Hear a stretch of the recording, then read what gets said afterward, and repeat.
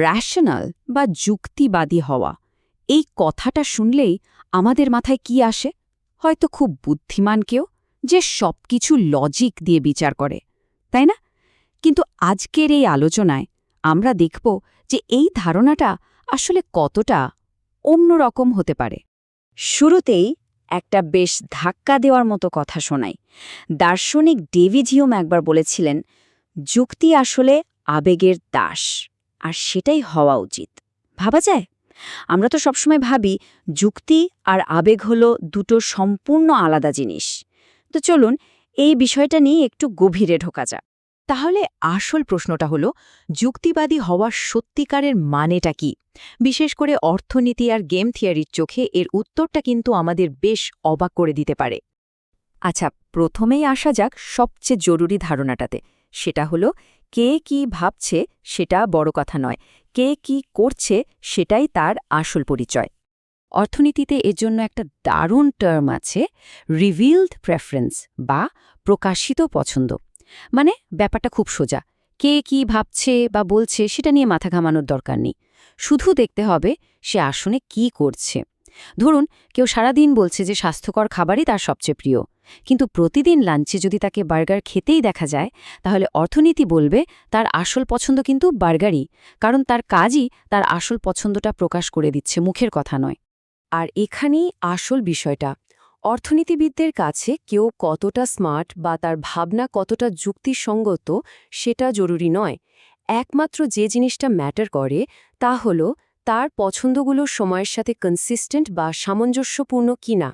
কিন্তু এই কনসিস্টেন্সি বা পছন্দের স্থিরতা এত গুরুত্বপূর্ণ কেন? মানে আমাদের পছন্দগুলো যদি একটু এদিক ওদিক হয়, তাহলে এমন কি বা এসে যায়? এই সামঞ্জস্য না থাকলে যে কি একটা মজার অথচ মারাত্মক ঘটনা ঘটতে পারে সেটা বোঝানোর জন্য একটা ক্লাসিক উদাহরণ আছে, নাম মানি পাম্প চুক্তি। আচ্ছা, আসুন গল্পটার মতো করে বলি। ধরুন একজনের কাছে একটা আপেল আছে, কিন্তু তার মনে হলো কমলাই বেশি ভালো। তো সে কি করল, 1 পয়সা দিয়ে আপেলটা বদলে একটা কমলা নিল। বেশ, এবার হাতে কমলা আসার পর তার মনে হলো, আরে না, ডুমুরটাই তো সেরা।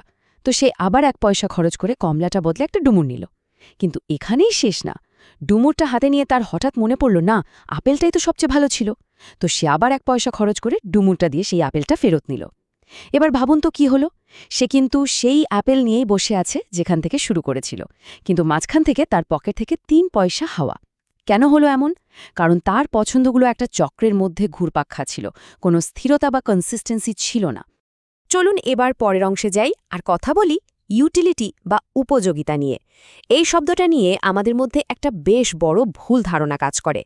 সাধারণভাবে আমরা ইউটিলিটিকে সুখ বা আনন্দের পরিমাপ বলে মনে করি, যেমনটা জেরেমি বেনথামের মতো পুরনো দিনের চিন্তাবিদরা ভাবতেন। কিন্তু আধুনিক অর্থনীতিতে, বিশেষ করে এই রিভিলড প্রেফারেন্স থিওরিতে, ইউটিলিটির মানে কিন্তু মোটেও সুখ নয়। এটা পছন্দের ক্রম বোঝানোর জন্য ব্যবহার করা একটা সাধারণ গাণিতিক লেবেল ছাড়া আর কিছুই না। এই টেবিলটা দেখলেই ব্যাপারটা পরিষ্কার হয়ে যাবে। এখানে এ থেকে ই পর্যন্ত কয়েকটা বিকল্প আছে। ই হল সবচেয়ে পছন্দের আর এ সবচেয়ে কম পছন্দের। এখন দেখুন, এখানে দুটো আলাদা ইউটিলিটি ফাংশন আছে, ইউ আর ভি। সংখ্যাগুলো কিন্তু একদম আলাদা, কিন্তু দুটো ক্ষেত্রেই একটা জিনিস কমন, পছন্দের ক্রমটা বজায় রাখা হয়েছে। মানে সবচেয়ে পছন্দের বিকল্প ই এর মানই সবচেয়ে বেশি। তার মানে হলো ইউটিলিটি ফাংশনের আসল কাজ হলো পছন্দগুলোকে শুধু র্যাঙ্ক করা, কোনো কিছুর আনন্দ মাপা নয়। আর এই ভুল ধারণা থেকেই একটা ফ্যালেসি বা ভ্রান্তির জন্ম হয়, যাকে বলা হয় কজল ইউটিলিটি ফ্যালেসি। এটা হলো সেই ভুল বিশ্বাস যে মানুষ কোনো জিনিস পছন্দ করে কারণ সেটার ইউটিলিটি বেশি। আসল ব্যাপারটা কিন্তু ঠিক তার উল্টো। আমরা কোনো জিনিসকে বেশি ইউটিলিটি দিই কারণ মানুষটা বারবার সেটাই বেছে নিচ্ছে। সোজা কথায়, ইউটিলিটি কোনো পছন্দের কারণ নয়, বরং পছন্দের একটা বর্ণনা মাত্র।